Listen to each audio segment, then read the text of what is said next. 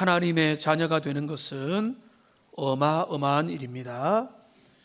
그리고 하나님의 자녀가 되는 일은 태어나지 않으면 안 되는 일입니다. 그래서 자녀가 되어서 성장하고 그리스도의 교양의 모습으로 아름답게 발전하는 모든 일들은 출발이 없는, 탄생이 없으면 불가능합니다. 이제 하나님의 자녀로 태어나지도 않았는데 애를 쓰고 노력을 하고 여러 가지 법을 지킨다고 해서 그가 하나님의 자녀로 자라가는 것이 아닌 겁니다. 그래서 우리에게 있어서 제일 중요한 것은 우리에게 거듭남이 있느냐, 태어났느냐, 중생되었느냐라고 하는 것이 제일로 중요한 것이죠.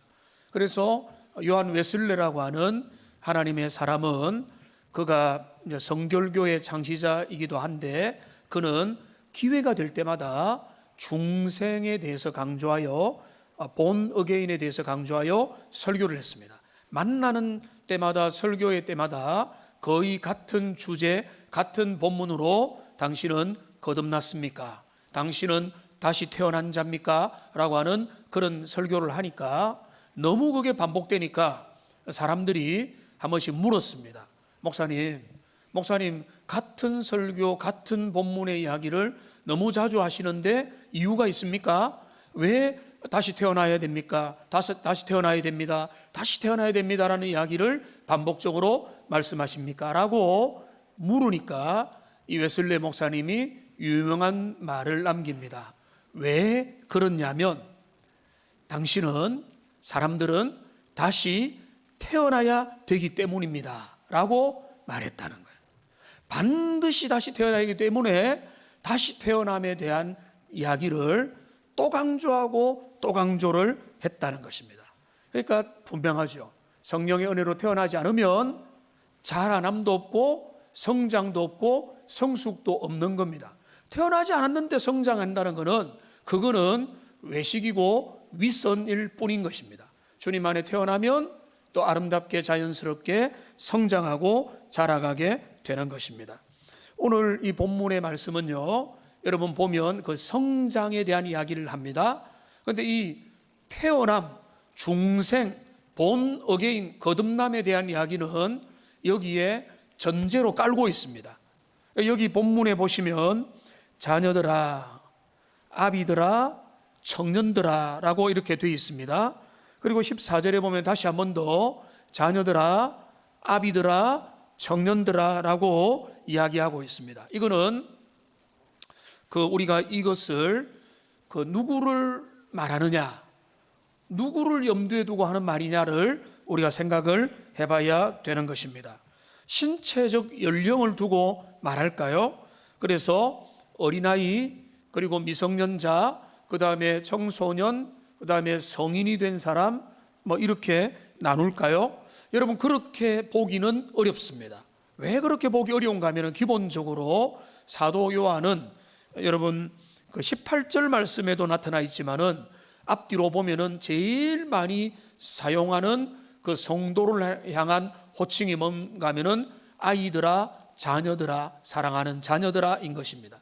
그러니까 여기 자녀들은 사도 요한은 연로하기도 하고 신앙의 수준도 높으니까 그들을 향해서 연로한 어른이 나의 자녀들아 라고 말할 수 있는 거죠. 그러니까 여기에 보면은 그렇게 이제 사도 요한이 성도 전체를 자녀들이라고 말하기도 했기 때문에 자녀들, 청년들, 아비들이라는 게 신체적인 어떤 우리가 보는 연령이라고 보기는 어려운 것입니다. 또한 왜 그렇게 보기가 어려운가 하면 20살의 청년이라도 50세의 어른들보다 더 빛나는 믿음을 가질 수 있고요, 70세의 어른이라도 어린아이 단계의 신앙의 걸음마 단계를 하는 사람도 있을 수 있기 때문에 이 신앙이라는 것은 세상에서는 나이의 연령을 우리가 중요한 아이와 어른의 기준으로 여기지만은 여기 영적인 면에서 사도 요한이 말하는 이 아이들, 청년들, 아비들이라고 하는 이것은 육체적인 연령이 아니라 신앙적인 의미라고 봐야 되는 것입니다. 그러니까 여기 이 세 단계에 있는 이 대상들은 영적인 어린아이 단계, 그 다음에 영적인 청년의 단계, 영적인 장년 어른의 단계, 이렇게 아주 간단하게 세 분류로 했습니다. 그런데 어린아이만 해도 태어날 때부터 뭐 17세, 18세까지가 다 어린아이라면 17세, 18세와 1세의 아이는 현격한 차이가 있는 거죠. 그러나 여기에 다 구분할 수 없으니까 세 분류로 구분을 하고 있는 것입니다. 그래서 이 이제 영적인 성장 단계에 있어서 세 단계로 구분을 하는데, 근데 이 단계 구분에 있어서 우리가 조심해야 될 부분이 있습니다. 영적인 성장과 성숙은 반드시 일어납니다만 이거는 자격증을 따는 것 같은 일이 아닌 것입니다. 여러분, 제가 태권도 2단이거든요. 좀 놀래 주십시오. 2단입니다. 2단. 공인 2단입니다. 근데 제가 2단의 실력을 가지고 있느냐? 그렇지는 않을 겁니다. 그렇지 않을 확률이 많습니다.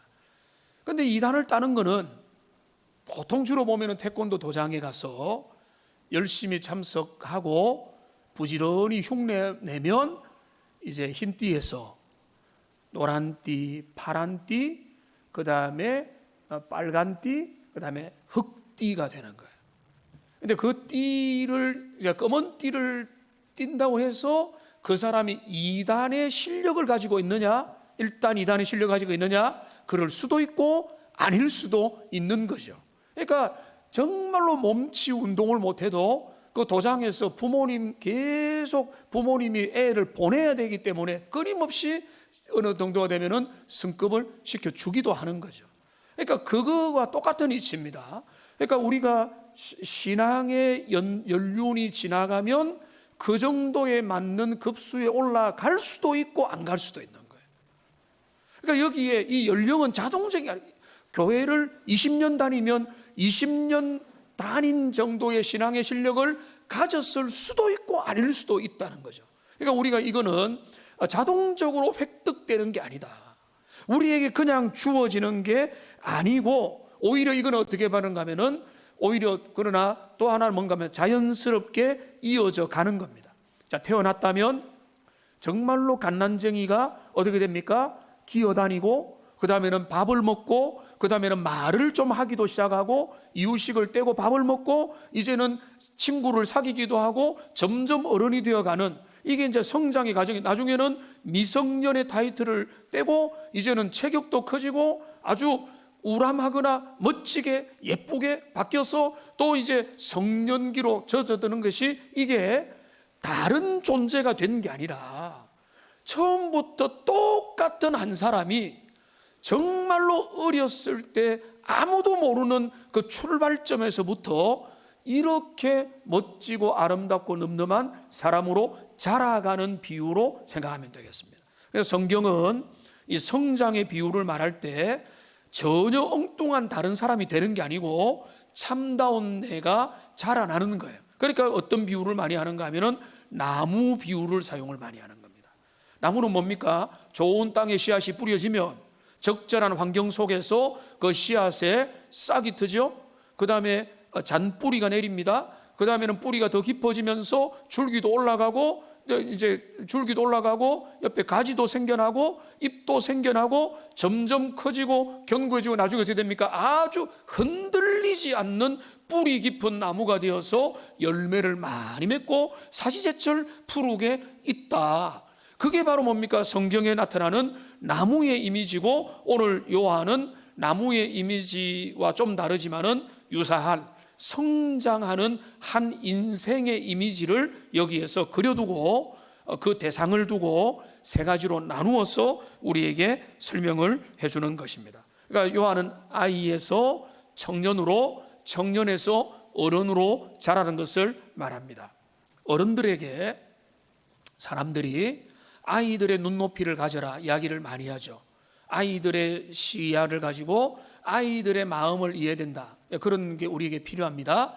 그러나 반대로 생각하면은 아이일 때는요, 어른들의 세계를 모르는 겁니다. 아이들은 눈이 좁잖아요. 소견이 단견이잖아요. 그러니까 아이들은 이거밖에 안 보는 거예요. 그 다음 게 안 보이는 겁니다. 뒷면도 안 보이고 옆도 모르고 자기의 좁은 소견 경험으로 그것이 옳다 맞다고 우기고 주장을 하는 겁니다. 그래서 그게 그 주장이 강한 아이들은 그거 가지고 완전히 이렇게 해서 어른들 다 틀렸다 뭐 이런 식으로 가는 거죠. 근데 어른들이 하는 말이 뭡니까? 너도 어른이 돼봐라. 너도 나이가 들어봐라. 너도 결혼을 해봐라. 너도 아이를 낳아봐라. 너도 시집가서 살림을 해봐라. 뭐 이러면서 그렇게 되는 거예요. 그런데 어떻습니까? 진짜로 어른이 되면 제가 진짜 저는 진짜요 10대에 은혜 받고 나서 어떻게 생각을 했는가 하면 30 이후에는 인생이 끝난다 이런 생각을 말도 안 되는 생각을 많이 했어요. 근데 말도 안 되잖아요. 근데 우리가 나이가 들어보면은 시간이 지나보면은 아니었구나. 어렸을 때 생각했던 거는 너무나 좁았구나, 너무나 짧았구나, 단견이었구나. 근데 그게 이제 육신적으로도 그렇지만은 영적으로는 더 그렇다는 거예요. 영적으로 우리가 어렸을 때 하나님이 주시는 은혜들이 있습니다. 근데 그게 다가 아니에요. 더 깊은 물로 나가야 되는 겁니다. 더 깊은 지혜로 나가야 되고 하나님 안에서 더 풍성해져야 되는 거예요. 그게 뭔가 하면 어린아이의 일을 버리는 단계입니다. 그러면 성장하고 더 멋있어지고 하나님 앞에 영적인 청년의 모습을 지니고 나중에는 영적인 거목이 되는 거죠. 움직이지 않는 것 같은데 그게 움직이지 않는 게 아니라 아주 정말로 거목인 거예요. 뿌리 깊은 나무인 거예요. 그래서 정중동인 거예요. 너무나 멋지고 아름답게 자신의 중심을 지키면서 웬만한 바람에도 흔들리지 않는 그런 하나님의 인격으로 바뀌게 되는 거죠. 이게 이제 신앙의 성장의 단계들이라고 볼 수가 있습니다. 그런데 이런 이제 흐름의 전제를 가지고 오늘 우리가 이 말씀을 좀 더 구체적으로 살펴보기를 원합니다. 그런데 이 본문을 보면 우리가 인상적으로 먼저 볼 때에 순서가 좀 이상합니다. 자녀들, 청년들, 아비들 이렇게 되는 게 맞잖아요. 근데 여기 한 번도 아니고 두 번 다 동일하게 순서를 보면은 자녀들아, 아비들아, 청년들아 이렇게 돼 있죠. 14절도 보세요. 어떻게 되어 있습니까? 자, 아이들아, 아비들아, 청년들아 이렇게 돼 있고, 그러니까 여기가 청년들이 마지막에 나와 있어요. 그리고 14절에 이게 12절, 13절, 14절에서 청년들에 대한 내용이 제일 강조가 되어 있습니다. 14절에 특별히 보면은 청년들에 대해서는 훨씬 더 길게 설명이 되어 있습니다. 왜 그럴까? 왜 그럴까? 우리가 이거는 천국에 가서 우리 주님께 여쭤봐야 되는 이야기지만은 건강하게 한번 조금 더 묵상을 해보면 저는 이렇게 묵상을 하는데요. 자녀인 단계도 중요하고 아비인 단계도 중요하지만은 대부분의 하나님의 사람들이 거치고 있는 단계가 영적인 청년의 단계일 확률이 많기 때문에 여기에 초점을 두고 그들이 이 싸움을 싸워 나가야 될 것에 대해서 사도 요한은 초점을 두고 있는 것이 아닐까 이렇게 한번 묵상을 해보았습니다. 이 내용들을 살펴보면서 그런데 이 순서를 우리가 마음대로 바꾸자 그러면 안 되는 거예요. 왜냐하면 우리가 성경의 진리를 믿는다고 할 때는 성경의 그 배열된 순서까지도 하나님께서 영감해 주셨다고 우리가 믿기 때문에 그런 것입니다. 이 논리를 우리가 따라가 보면요, 먼저는 영적인 자녀들에 대한 내용을 살펴보겠습니다. 자, 자녀들아라고 했죠. 자, 12절 여러분 같이 한번 읽어보겠습니다. 자녀들아, 내가 너희에게 쓰는 것은 너희 죄가 그의 이름으로 말미암아 사함을 받았으며, 여기 자녀들에 해당되는 것은 뭔가 하면 너희가 확인해야 될 게 있다, 너희가 알아야 될 게 있다. 영적인 자녀들이 반드시 짚고 넘어가야 될 부분이 있는데 첫째 두 가지인데요. 첫째는 뭔가 하면 너희의 죄가 예수님의 이름으로 말미암아 사함을 받았다라고 하는 게 첫 번째입니다. 그 다음에 두 번째가 뭔가 하면 14절에 보면 나와 있는데요. 아이들아, 내가 너희에게 쓴 것은 너희가 아버지를 알았습니다 라고 말하는 거예요. 그러니까 영적으로 초창기에 있고 미성숙하지만은 하나님 앞에 자라나는 영적인 어린아이의 두 가지 특징이 뭔가, 첫째는 뭔가 하면 죄 사함을 받았다는, 예수님의 이름으로 죄 사함을 받았다는 것이고, 두 번째는 뭔가 하면 그 너희가 아버지를 알았다는 것입니다.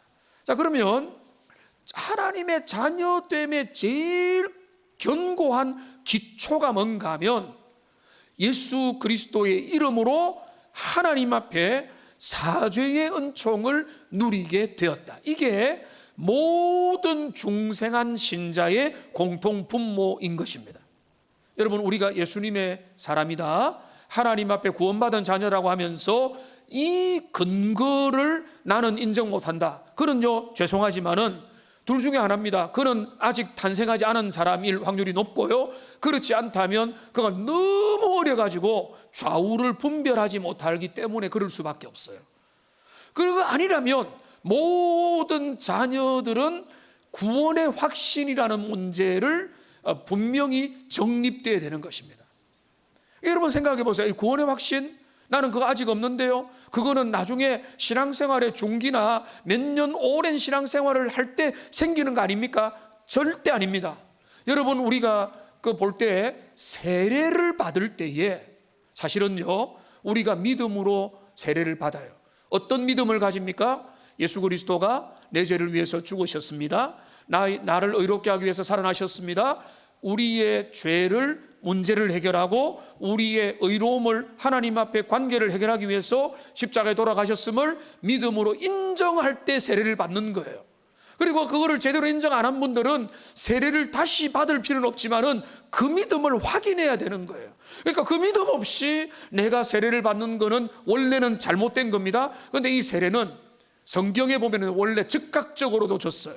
물론 그들이 유대인이기도 하고 종교심도 있게 했기 때문에 하기도 했지만, 오늘날 그래도 학습이라는 제도를 거치고 세례 문답도 하는, 그건 뭔가 하면 그만큼 그들이 참된 믿음이 있느냐라고 하는 거죠. 그러니까 그거는 그 우리 교회가 세례를 주는 것과 여기 영적인 어린아이에게 주어진 단계라는 게 똑같은 거예요. 그러니까 신앙이 성장하면 구원의 확신이 아니라 우리가 기억할 것은 뭔가 하면 구원의 확신은 신앙의 초기 단계라는 거예요. 오히려 이건 우리에게 도전이 됩니다. 우리가 영적인 어린아이 단계에서 확인할 것은 뭔가 하면 내가 그리스도 예수의 은혜로 죄사함을 받았고 구원의 은총을 누렸다. 근데 이거 하나만 붙잡고 일평생 가는 사람은 나쁜 것은 아니지만은 미숙한 거예요. 이것만 붙잡는 거는 어린아이의 특징이라고 말하잖아요. 잘못된 게 아니라 이거는 너무나 중요하지만은 그때 신앙의 기초로 확인하는 게 우리가 구원받았고 그리스도 예수의 은혜가 나를 지배하고 하나님의 자녀가 되었다, 이거라는 거죠. 두 번째가 뭔가 하면 너희가 아버지를 알았으며, 14절에 말하는 거죠. 자, 아버지를 알았다고 했는데 여기 우리가 눈여겨볼 것이 있습니다. 영적인 아비의 모습을 어떻게 다루고 있는지 보시면 13절에 보십시오. 아비들아, 내가 너희에게 쓰는 것은 너희가 태초부터 계신 이를 알았으며 라고 말하고 있습니다. 그리고 14절을 보십시오. 14절에 보면 아비들아, 내가 너희에게 쓴 것은 너희가 뭐라고요? 태초부터 계신 이를 알았으며. 그러면 아비들에게 해당되는 내용은 한 가지밖에 없어요. 뭡니까? 태초부터 계신 이를 알았다. 자, 그런데 태초부터 계신 이를 하나님이라면 어린 아이들이 아버지를 아는 것과 태초부터 계신 이를 아는 아비의 모습이 다를 바가 없다고 여겨지는 거죠. 왜? 같은 하나님 아버지를 아는 거니까. 자, 그런데 이거는 여러분에게 알려드려야 되겠습니다. 성경을 더 자세히 보는 분들이 많이 계시기 때문에 이거를 알려드려야 되겠는데요, 태초부터 계신 이는 두 가지 해석이 가능합니다. 하나는 하나님 아버지지만은 또 하나는 뭔가 하면 예수 그리스도를 의미할 수 있는 거예요. 태초부터 계시니, 예수님이 태초부터 계신 것은 성경이 다 말하고 있기 때문에 이 본문에서 예수님이라고 봐도 되고 하나님 아버지라고 봐도 되는 겁니다. 그런데 저는 하나님 아버지라고 보는 게 전체 의미가 다 어울리기 때문에 우선은 그렇게 보겠습니다. 이거는 결정을 하고 그렇게 보는 부분도 성경이 꽤 많이 있기 때문에 그렇습니다. 그러나 둘 다를 봐도 그 근본적으로는 차이가 없어요. 그 의미의 차이는 없습니다. 그러나 우리가 중요하게 볼 것은 뭔가 하면, 아이들아, 내가 너희에게 확인하기 원하는 것은 너희가 아버지를 알았다. 아비들아, 너희들에게 내가 확인하기 원하는 너희가 하나님 아버지 그 태초부터 계신 이를 알았다. 그러면 어린아이가 아는 것과 영적으로 성숙한 아비가 아는 것이 어떻게 똑같은 것이냐라고 말을 하고 질문을 던질 수가 있다는 거죠. 여러분, 이거는 어려운 질문이 아닙니다. 여러분, 한 아이가 엄마 몸에서 태어나면 그 아이가 첫 번째 하는 일이 뭐죠? 엄마와 아빠와 눈을 맞춥니다. 그리고 엄마의 공급을 받습니다. 엄마 아빠의 사랑과 공급과 배려를 받습니다. 아이는 언제부터 부모를 알아볼까요? 처음부터 알아보는 거예요. 그리고 알아가는 것입니다. 그런데 처음부터 어느 정도 할까요? 사실은 설명할 수는 없어요. 아이가 어느 정도 부모를 아느냐, 그거는 잘 몰라요. 본능적으로 아는 겁니다. 왜냐하면 그 부모의 몸에서 태어났기 때문에 부모와 영적 어떤 교류를 하는 겁니다. 감정적 교류를 하는 겁니다. 따뜻한 사랑을 받는 겁니다. 느끼는 겁니다. 그러나 그는 수준이 안 되기 때문에 설명을 못해요. 어린아이가 엄마 감사해요 이런 말 안 해요. 태어나서 아버지 나를 잘 키워주세요 이런 말 안 해요. 왜? 그렇게 표현할 수 있는 힘과 능력은 없지만은, 그러나 분명히 태어난 아이는 부모와 눈을 맞추면서 이분들이 나에게 공급자가 되는구나, 이분들이 나를 사랑하고 나를 챙겨주고 나를 위하는 분이구나라는 것을 본능적으로 알고 깨닫게 되는 것입니다. 표현을 못해도, 설명은 못해도, 말은 못해도 그냥 징징거리고 밥만 우유만 찾고 막 이렇게 뒤치다거리 다 해줘야 되는 상태지만은, 그렇지만은 그때라도 그 아이는 아버지를 알았다는 거예요. 그러니까 나중에 아버지를 아는 게 아니죠. 하나님 아버지, 그의 인생을 탄생시킨 그 주님을 언제부터 아는가 하면 처음부터 아는 거예요. 처음부터 그 아버지임을 본능적으로 아는 겁니다. 왜요? 성령으로 거듭났기 때문에. 그렇기 때문에 그는 알았는데, 그런데 영적인 아비는 뭡니까? 그 하나님, 그 아버지를 아는데 그냥 아는 게 아니죠. 여기 뭐라고 했습니까? 태초부터 계신 이를 안다. 뭔가 수준이 다르잖아요. 그냥 어릴 때는 말도 못하고 아빠 하다가 어느 순간에 철들고 어른이 되면은 아버지, 어머니 불편한 데 없으세요? 그러면서 부모를 알아가듯이 하나님에 대한 신앙도 똑같은 거예요. 이제는 아버지를 막연한 아버지, 막연한 어머니가 아니에요. 막연히 나에게 용돈 주는 분, 내가 필요하면은 나의 배경이 되어주는 분, 이 정도가 아니라 아버지, 어머님을 더 많이 알아가듯이 하나님에 대한 지식이 더 많아지는 겁니다. 하나님을 알아가는 것, 더 수준이 높아지는 거예요. 그러니까 그 하나님 아버지 어떤 분이냐? 태초부터 계신 분이다.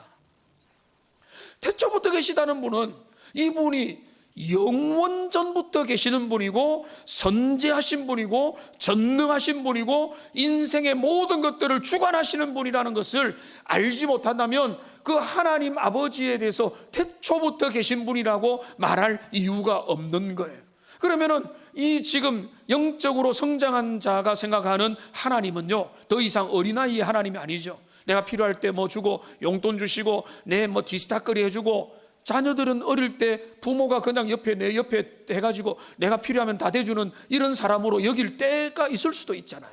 그런데 성장한 어른들은 그렇게 생각하죠. 부모님 생각하면은 마음이 짠하고 귀하고 은혜롭고 사랑스럽듯이 하나님에 대해서도 영적으로 똑같은 거예요.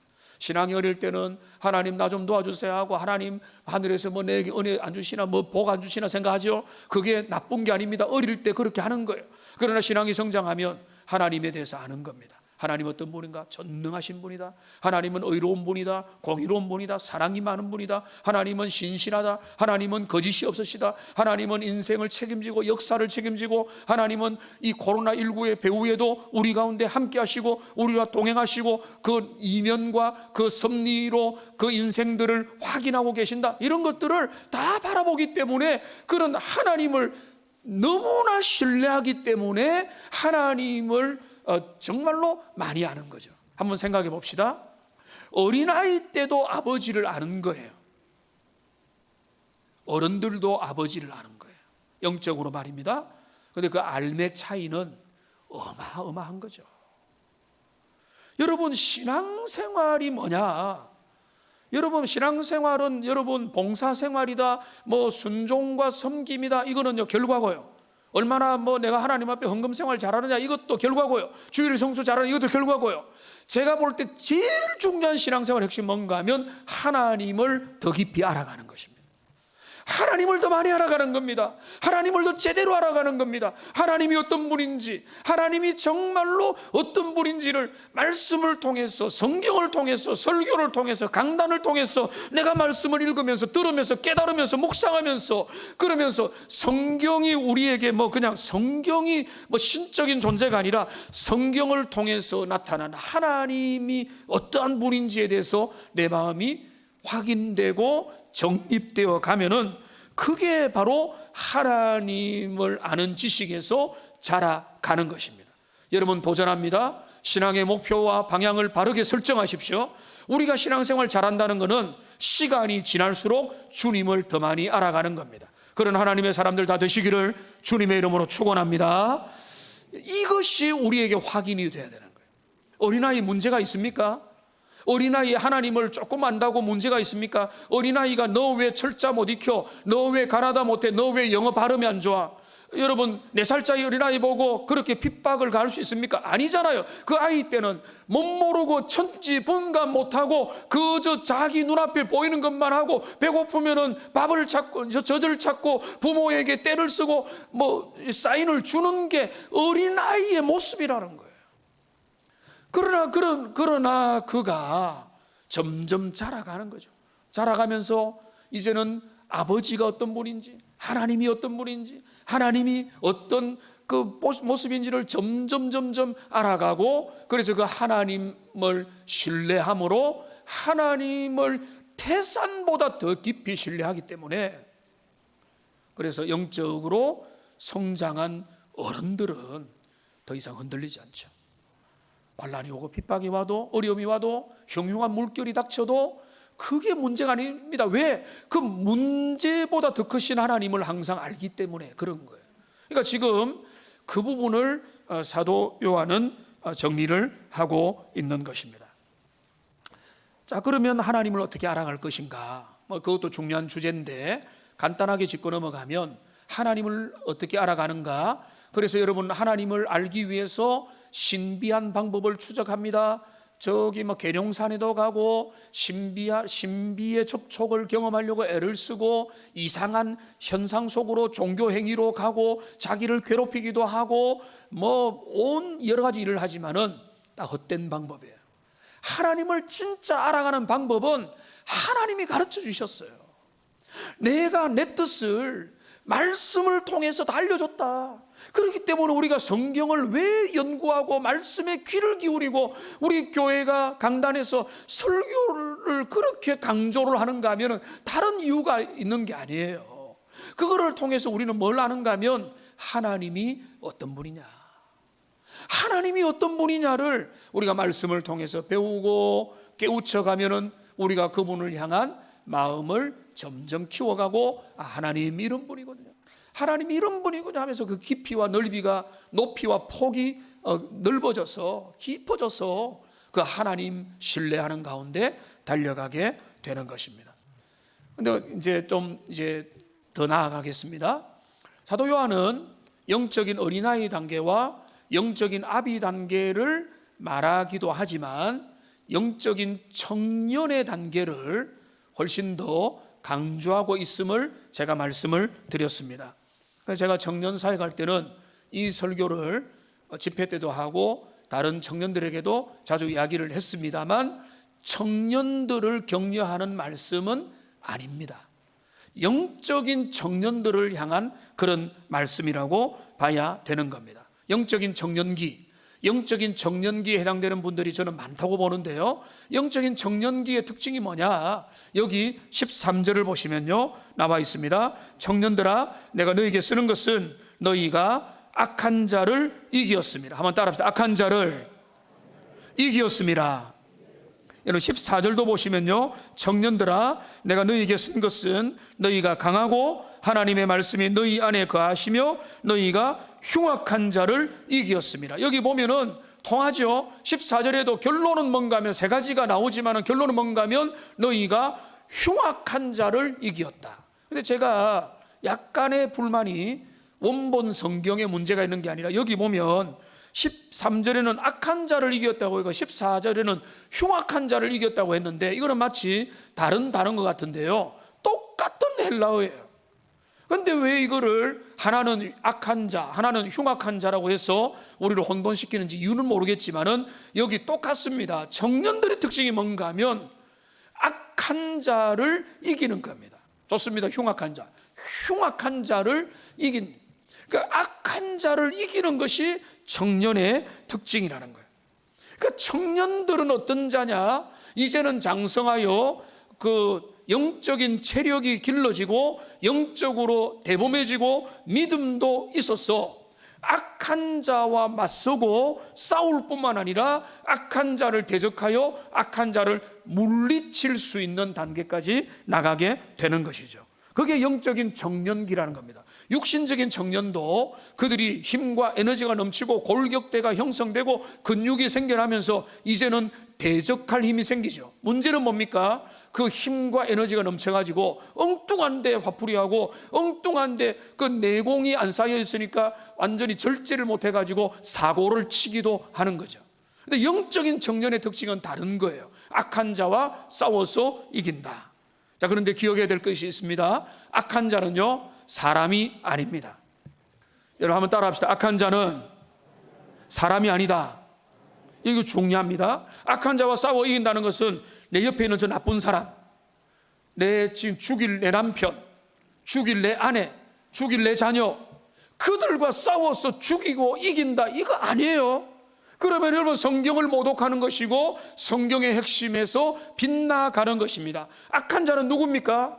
영적인 존재입니다. 사단과 마귀입니다. 저 사람과 나 사이에서 개입하고 사람과 사람 사이에서 공동체 사이에서 개입하고 서로의 연약함 가운데 죄성을 타서 개입하여 그 인생과 그 공동체와 그 모임을 파괴시키는 영적인 파괴자 역할을 배후에서 음흉하게 하는 사단의 권세를 의미하는 거예요. 우리가 그거를 잘 알아야 됩니다. 그러니까 그거를 지금 사도 요한뿐만 아니라 사도 바울도 너무나 잘 알고 있었죠.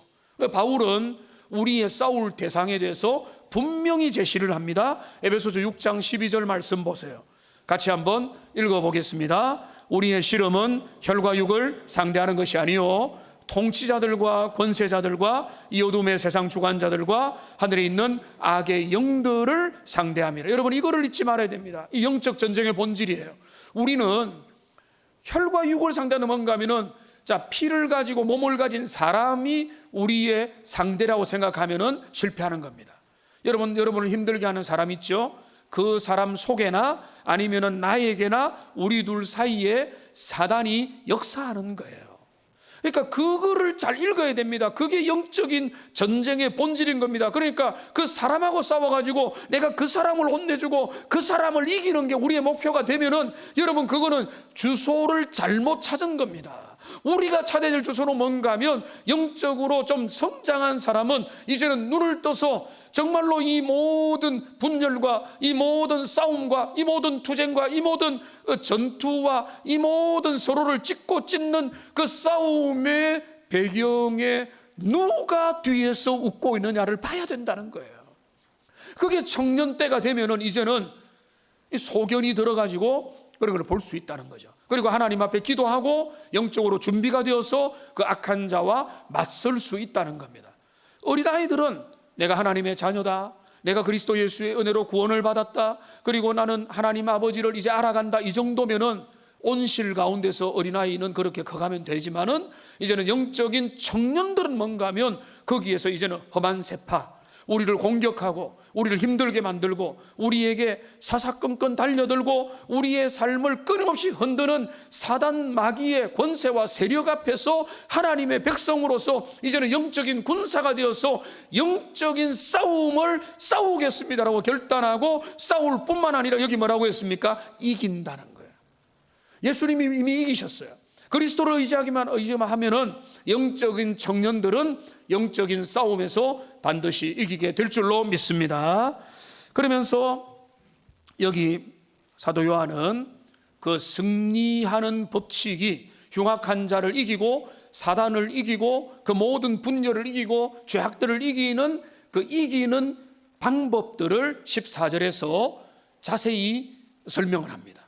어린아이에게도 설명하지 않았고 어른들에게도 해당되지 않았고 청년들에게만, 영적인 청년기를 보내고 있는 하나님의 사람들에게만 특별히 더 설명을 하는 거예요. 그러니까 제가 해석을 하는 거죠. 이거는 많은 사람들이 이런 길을 걸어가고 있기 때문에 사도 요한은 특별히 더 강조를 하는구나. 여기 뭐라고 했습니까? 14절을 보십시오. 청년들아, 여기 세 가지를 말해요. 너희가 강하고, 첫째 너희가 강하고, 두 번째는 뭡니까? 하나님의 말씀이 너희 안에 거하며 그리하여 너희가 흉악한 자를 이기었습니다. 여러분, 이거를 그냥 세 가지 병렬로 볼 수 있습니다. 강해야 됩니다, 말씀이 거해야 됩니다, 흉악한 자를 이겨야 됩니다. 이렇게 세 개 병렬로 볼 수 있지만 그렇게 보기보다는 13절의 청년들의 특징과 연결하면은 어떻게 흉악한 자를 이기느냐, 앞에 있는 두 가지가 뒤를 이끌어 주는 거라고 보면 돼요. 진짜 이길 수 있는 비결이 뭐냐? 너희가 강해야 되고, 강하다는 게 뭐냐? 하나님의 말씀이 너희를 지배해야 된다는 거. 이거를 우리가 잠시 살펴보겠습니다. 첫째는 뭔가 하면 너희가 강해야 된다는 겁니다. 여러분, 강하면 좋죠. 여러분, 우리 중에도 멘탈이 강한 사람들 있죠. 우리 중에도 아주 자존심이 강하고 내 고집이 강하고 내 생각과 의견이 강한 사람이 있죠. 그거를 말합니까? 여기서 말하는 강함이? 여러분, 그거는 아닙니다. 우리는 강해봤자요, 성경은 우리를 뭐라고 합니까? 질그릇 같은 인생이라고 봐요. 우리는 깨어질 수밖에 없는 인생이에요. 여러분, 어느 정도 인생을 살면은 우리의 인생이 질그릇이구나. 돌았으면 우리의 인생은 하루아침에 하나님 앞에 갈 수밖에 없는 인생이라는 것을 여러분 절감하고 있지 않습니까? 주변에 보면은요, 그런 일들이 항상 우리들 주변에 도사리고 있는 거예요. 근데 성경은 처음부터 말하는 겁니다. 너 인생 길어봐야 80이고 평균 70인데 그 인생의 자랑이라는 게 뭐냐? 너희가 뭐 좀 잘났다고, 좀 괜찮다고, 스펙 괜찮다고 하지만은 그게 뭐냐? 남들보다 좀 더 잘 산다는 게, 오래 산다는 게 뭐냐? 그 강하다는 게 뭐냐? 그거 아무것도 아니다. 그거는 그거는 질그릇과 같은 인생이다. 성경이 말하는 진짜 강함은 나는 그 가운데도 나는 아무한테도 지지 않을 거야, 이게 강함이 아니고, 우리의 강함은 오직 하나님의 손 안에서 있는 줄로 믿습니다. 하나님이 나와 함께 하실 때 우리는 진짜 강해져. 너희가 강하다는 것은 여호수아로부터 성경에까지 곳곳에서 말하는 거예요. 그리스도 예수 안에 있을 때 강해지는 거예요. 그러니까 빌립보서 4장 13절 우리가 좋아하는 말씀이잖아요. 같이 읽겠습니다. 내게 능력 주시는 자 안에서 내가 모든 것을 할 수 있느니라. 이게 진짜 강함인 줄로 믿습니다. 내가 주님 안에 있을 때에, 그리스도 안에 내가 사로잡혀 있을 때에 하나님의 은혜가 나를 온전히 지배하고, 그러면은 내 마음이 통치가 됐습니다. 내 마음에 주님의 다스림을 받습니다. 그러면 뭐또 두려울 게 없는 거예요. 세상에 그것도 나를 영향을 못 주는 거예요. 흉악한 마귀 사탄이 나를 달려서 공격해 와도 내가 그를 향해서 그리스도 예수의 이름으로 무찔러 나갈 수 있는 거예요. 그게 바로 뭔가 하면 내가 아니라 내 안에 계시는 능력으로 역사하시는 주님인 겁니다. 에베소서 3장 16절도 이거를 말해주고 있습니다. 그의 영광의 풍성함을 따라 그의 성령으로 말미암아 너희 속사람을 능력으로 강건하게 하시오며. 우리의 속사람이 강해지는 비결은요, 여러분 세상에서 심리 교육을 받고 세상에서 여러분의 마음을 단련하고 마음의 수양을 한다고 되는 것이 아니라 여러분의 약한 마음 가운데, 여러분의 그 연약한 질그릇 같은 가운데 성령의 은혜가 임하여서 주님의 은혜가 우리를 다스릴 때 우리는 강하게 될 줄로 믿습니다. 내가 강해서가 아니라 그분이 강한 그분이 내 안에서 나를 주장할 때 내가 강해지는 겁니다. 여러분, 그리고 의외의 신비도 있습니다. 우리가 약함을 고백할 때 주님은 내 안에서 강해지십니다. 주님, 나는 무력합니다. 주님, 나는 할 수 있는 힘이 없습니다. 능력이 없습니다. 지혜가 없습니다.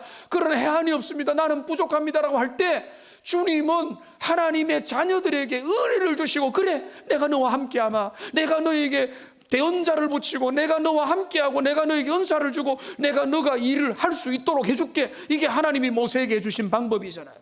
사도 바울이 주님 앞에 사역을 열심히 하는 가운데 자존심이 상했습니다. 하나님, 내가 다 좋은데요, 주님, 내 몸에 질병, 육신의 가시가 있는데 이것 때문에 내가 사역하기에 민망합니다. 이런 것 좀 없애주세요. 하나님, 내 육신의 가시를 가지고는 사역을 할 때 하다가도 때로는 실망하고 때로는 절망하는데 이것 좀 없애주시면은 내가 정말로 보라는 듯이 사역 멋지게 할게요.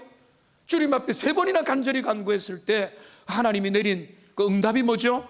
여기 고린도서 12장 9절 말씀을 보세요. 이렇게 응답합니다. 내게 이르시기를, 내 은혜가, 하나님의 은혜가 너에게 족하다. 이는 내 능력이 약한 데서 온전하여 짐이라. 그러므로 크게 기뻐함으로 나의 여러 약한 것들에 대해 자랑하리니 이는 그리스도의 능력이 내게 머물게 하려 함이라. 여러분, 진짜 하나님 안에 강한 사람은요, 자신의 깨어진 사람이에요. 자기의 세계가 깨어져야 됩니다. 자기의 자아가 무너져야 됩니다. 나의 왕국이 깨어져서 내 안에 주님의 통치만을 갈망하고 주님의 통치가 나를 다스릴 때 그는 진짜 강한 사람이 되는 것입니다. 이런 은혜가 우리에게 회복되기를 주님의 이름으로 축원합니다. 이게 지금 영적으로 너희가 강하다라고 하는 의미가 되는 것이고, 그 진짜 강한 사람에게 나타나는 두 번째 특징이 뭔가 하면 하나님의 말씀이 그 안에 거하는 것입니다. 말씀이 너희 안에 거한다는 말은 이 말이 아닙니다. 나는 말씀 사랑합니다. 나는 설교 듣기 좋아합니다. 설교 나쁘지 않네요. 이렇게 말하는 게 아니에요. 성경을 나는 집에 두고 있으며 이런 말이 아니에요. 하나님의 말씀이 내 영혼을 장악합니다. 나의 배부 깊은 곳까지 나의 생각과 나의 결단과 나의 결정과 자녀 교육과 물질 사용과 내 모든 것들을 함에 있어서 내 기준은 말씀입니다. 하나님의 말씀이 내 안에 너무나 풍성해서 그것이 내 삶에 흘러 넘치는 자리까지 가는 것, 그게 바로 뭔가 하면 주님의 말씀이 내 안에 거하는 것입니다. 그래서 여기 말씀에 골로새서 3장 16절 말씀에 보면요, 하나님의 아름다운 교회의 특징을 말하면서 뭔가 하면 그리스도의 말씀이 너희 속에 풍성히 거하는 거예요. 여러분, 이것이 좋은 교회 특징입니다.